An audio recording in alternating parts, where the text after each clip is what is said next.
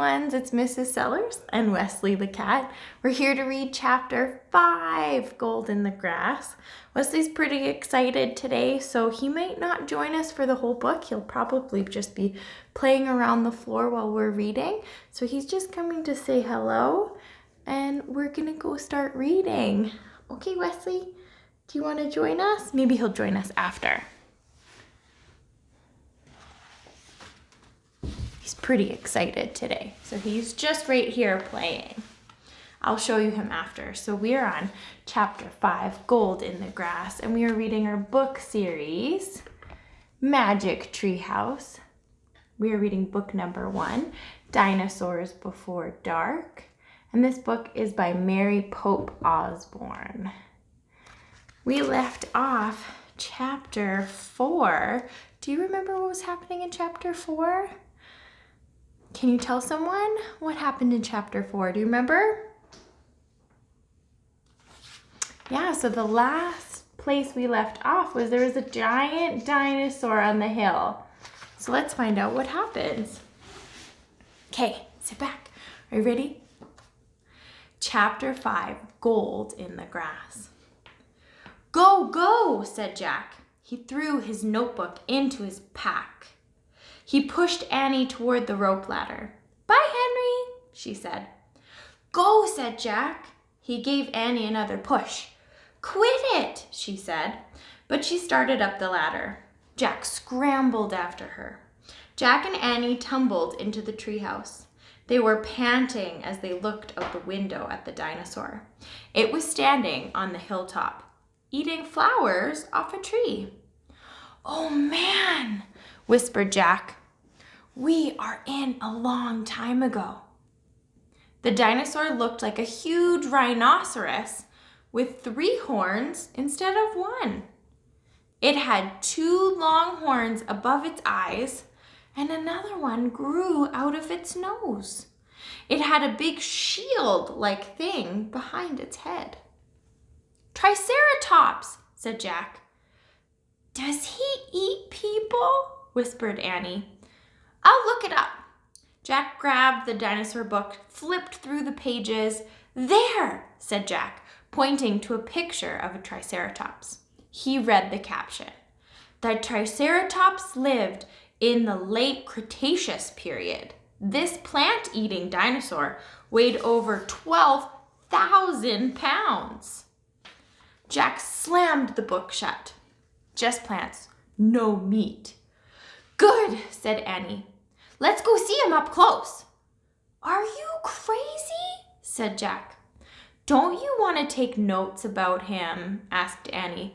We're probably the first people in the world to ever see a real live triceratops. Jack sighed. Annie was right. Okay, let's go, he said. Jack shoved the dinosaur book into his pack, slung the pack over his shoulder. Annie started down the ladder, and Jack followed her. Just promise you won't pet him, Jack called down to Annie. I promise, said Annie. Promise you won't kiss him, said Jack.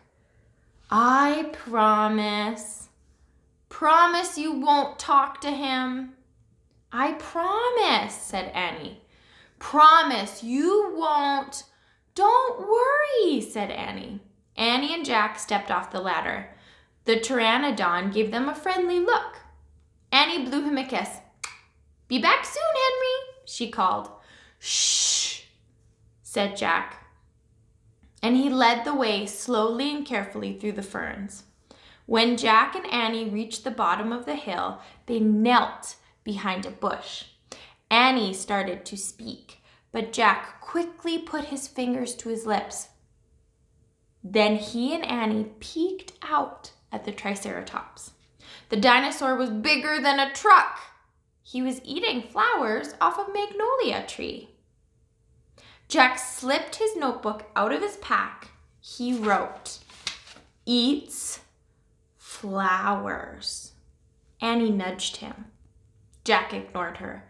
He studied the Triceratops again. He wrote, "Eats slowly." Annie nudged him harder. Jack looked at her.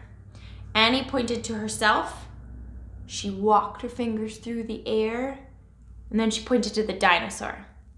She smiled. Is she teasing? Jack wondered. Annie waved at Jack. Jack started to grab her. She laughed and jumped away.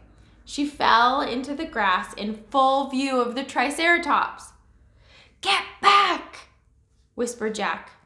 Too late. The big dinosaur had spotted Annie. What do you think is going to happen? He gazed down at her from the hilltop. Half a magnolia flower was sticking out of his mouth. Oops, said Annie. Get back, Jack said again. He looks nice, Jack, Annie said. Nice? Watch out for his horns, Annie, said Jack. The Triceratops gazed calmly down at Annie. Then he turned and lopped down by the side of the hill. Bye, said Annie. She turned back to Jack. See? Jack grunted. But he wrote in his notebook, nice. Come on, let's look around some more, said Annie. As Jack started after Annie, he saw something glittering in the tall grass. Jack reached down to pick it up. It was a gold medallion. Medallion's a big word, so it's kind of like a gold, it almost looks like a big coin or something big on like a necklace. I'm going to show you the picture that they showed us. So they're showing the big dinosaur that they just saw with all the horns, the Triceratops. They're watching the Triceratops in this picture walk away, and Jack is finding the gold coin. So you can see here, Annie's over here. The Triceratops is walking away, and you can see his 3 horns, 1 on his nose and 2 on his head.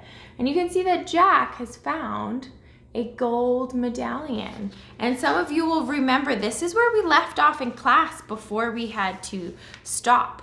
So I'm excited that we're all caught up now. A letter was engraved on the medallion, a fancy M. Oh man, someone was here before us, Jack said softly. And that leads us to chapter 6, Dinosaur Valley. So like I said, this is where we actually left off in class. If anyone remembers, we left off on chapter 6 before we went on this little break that we're having right now. So I'm excited that now we get to see what else is happening in the book. And Wesley seems to be asleep somewhere really funny. I'm gonna go see if I can go get him so he can say goodbye to us. Do you want to let me know your favorite part of the story right now? And we're gonna walk. So what's something you really liked? Wesley, what's something you really liked about the story? He's in a pretty funny spot. I don't know if you can see him. He's inside his little tiny pet carrier and he's asleep. Let's see if we can get him out. Oh, hi Wesley. Can you guys see him? Oh, there he is. Hello. He was just taking a nap over here listening to us. Wesley, what was your favorite part? Oh, you really like the gold medallion. Me too. What do you think that's going to be about? Ooh, Wesley thinks that there might be a bad guy. Ooh, I wonder. Bye, grade 1s. I'm excited to see you soon.